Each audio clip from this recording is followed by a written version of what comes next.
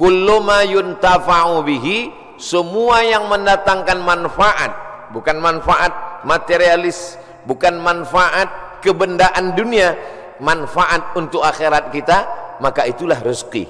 Jadi kalau kita membayangkan bahwa rezeki itu hanya emas, maka semua orang yang tidak punya emas berarti tidak dapat rezeki. Padahal anak adalah rezeki. Kenapa anak itu rezeki? Karena anak mendatangkan manfaat, amal jariah yang tidak putus, waladun salihun. Tapi kalau orang menganggap mendapatkan anak itu rezeki, lalu yang tidak punya anak berarti tidak dapat rezeki, maka sesungguhnya tidak punya anak juga bisa jadi rezeki. Kenapa? Karena berapa banyak orang punya anak hanya menyusahkan dirinya saja. Sejak dari mulai lahir sampai anak itu punya anak, menyusahkan saja.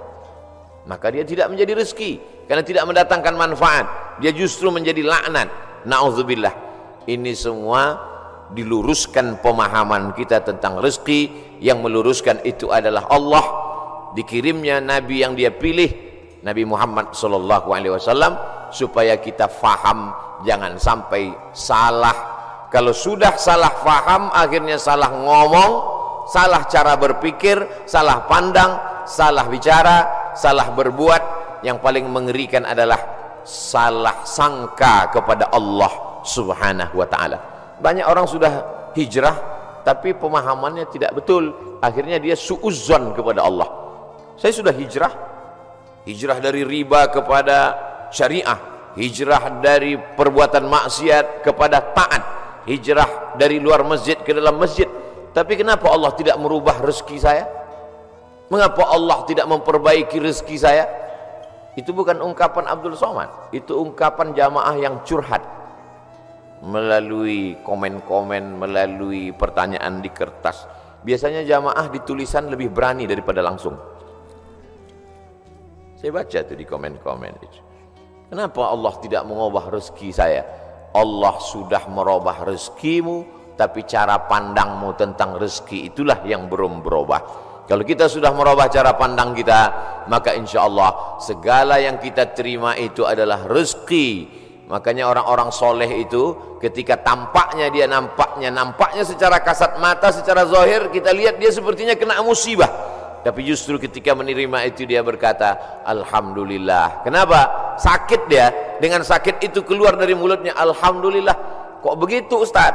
Kenapa begitu Tuan Guru? Mengapa begitu Kiai? Kamu kan bukan sedang dapat mobil, bukan dapat duit, bukan dapat uang. Kenapa kamu bersyukur alhamdulillah? Yuntafa'u bih, karena dengan itu saya bisa berhenti sejenak mensyukuri sehat. Tapi biasanya orang kalau sedang sakit, hadis ini hilang, ayat ini hilang, ceramah ini hilang.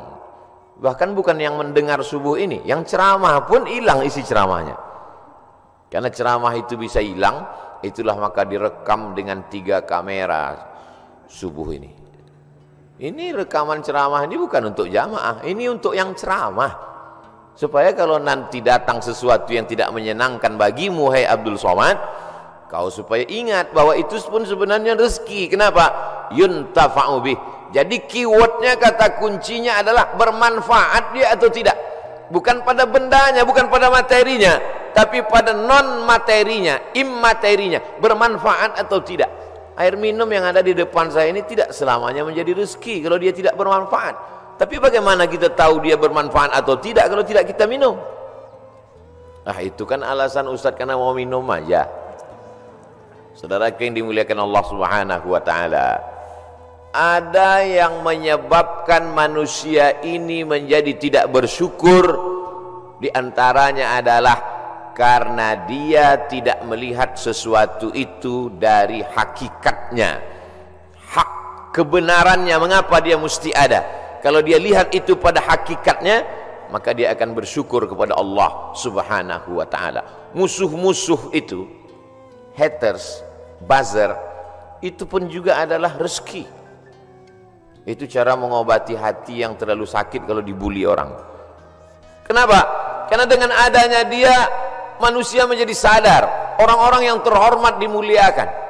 Saya begitu turun tadi disambut, dimuliakan, diiringi sampai kemari, diberikan Di mana-mana saya sholat sajadahnya satu. Di Masjid Sunda Kelapa berapa tadi sajadah? Uas.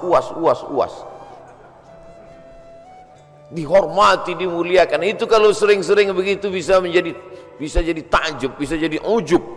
Tapi begitu kita diejek, dicaci maki, dibully oleh haters, oleh buzzer, yuntafa'u bihi, bermanfaat. Ini namanya rezeki dalam bentuk haters. Tidak selamanya rezeki itu dalam bentuk lovers.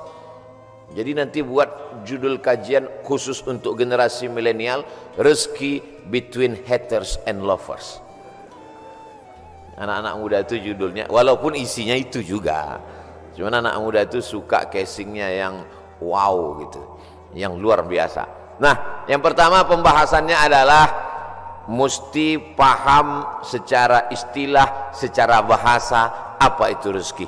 Saya tidak terlalu formal, lughatan wastilahan, etimologi, terminologi dan lain sebagainya, karena kajian subuh itu memang adalah kajian-kajian yang luar biasa karena godaan setan.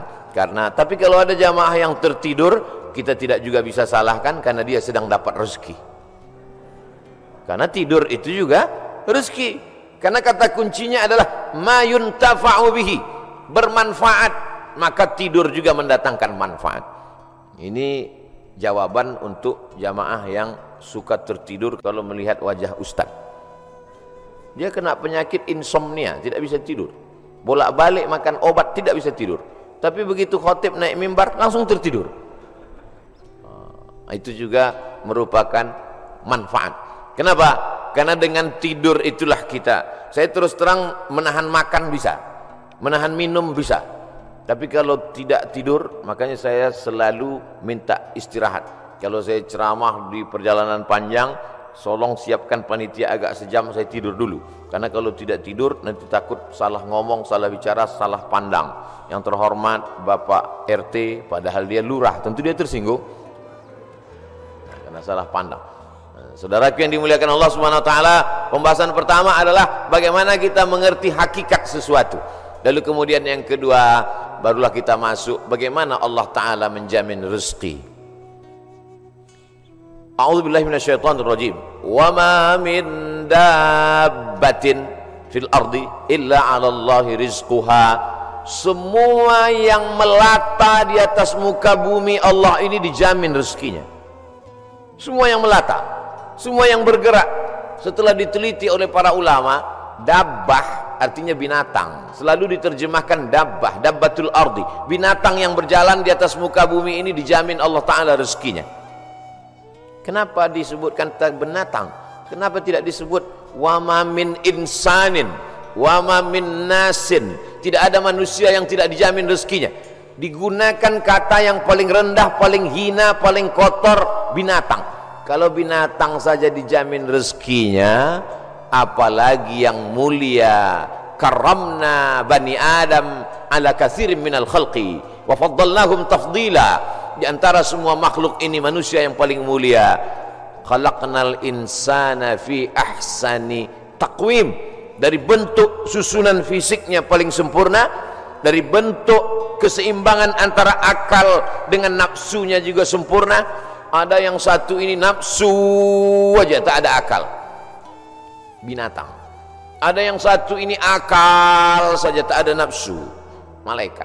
Makanya kalau ada teman kita nafsu aja, tak ada akal, kita udah tahu dia sama geng mana. Maka paling sempurna bentuknya, keseimbangannya manusia. Tapi Allah tidak sebutkan manusialah yang kujamin rezekinya, tidak. Allah sebutkan yang paling hina. Kalau binatang yang kotor tidak berakal saja dijamin Allah rezekinya, apalagi manusia. Maka ada ungkapan pepatah orang Melayu, rezeki musang tidak akan dihabiskan harimau. Rezeki musang tak akan pindah ke mulut harimau. Secara fisik harimau lebih besar, secara fisik harimau lebih buas, lebih gagah, lebih tajam taringnya. Raja hutan, raja rimba. Musang biasa saja. Bahkan ada musang yang paling keren ya kopi luwak, karena itulah makanan dia. Tapi rezeki musang tidak akan mungkin dihabiskan harimau. Kalaulah gara-gara harimau musang itu tidak makan, maka sudah lamalah musang itu punah dan musnah, tidak ada lagi di permukaan bumi. Tapi sampai hari ini musang masih tetap ada dan harimau pun tetap ada. Begitu Allah Subhanahu wa taala mencari, menyediakan rezekinya. Binatang yang melata, melatanya tidak pula di atas tanah. Justru dia unik. Kalau binatang yang lain kakinya di atas tanah, kepalanya, dia justru terbalik. Justru kaki dia yang ke atas, dia yang ke bawah. Bukan Spiderman, cicak. Makanannya pun luar biasa. Yang dia makan tidak melata tapi yang terbang, nyamuk. Bisa juga dia makan. Jadi kalau ada orang dikasih Allah Ta'ala tangan, kaki, kudrat, iradat, kemauan, kehendak, dikasih Allah Ta'ala akal sehat, badan sehat, segar bugar, tapi cemas dengan rezekinya, dia mestinya malu dengan cicak. Kemudian bagaimana Allah Subhanahu wa taala membagi rezeki itu? Lau tawakkaltum 'ala Allah haqqa tawakkulih. Kalau kamu bertawakal kepada Allah sebenar-benar tawakal, la razaqakum kama ruziqat thair. Kamu diberi Allah rezeki sebagaimana seekor burung mendapatkan rezeki. Bagaimana seekor burung mendapatkan rezeki? Taghdu khimasan wa taruhu bitanan. Terbang keluar sarang pada waktu pagi dalam keadaan perut kosong dan pulang dalam keadaan perut kenyang. Sampai hari ini belum ada burung yang tidak mau terbang karena khawatir dapat rezeki atau tidak. Burung merpati terbang tinggi, tahu dia di mana letak sarangnya dan pulang dia dalam keadaan perut kenyang. Padahal yang diberikan Allah kepada dia cuma dua, paruh dengan cakar kakinya. Dengan dua itu bisa dia makan.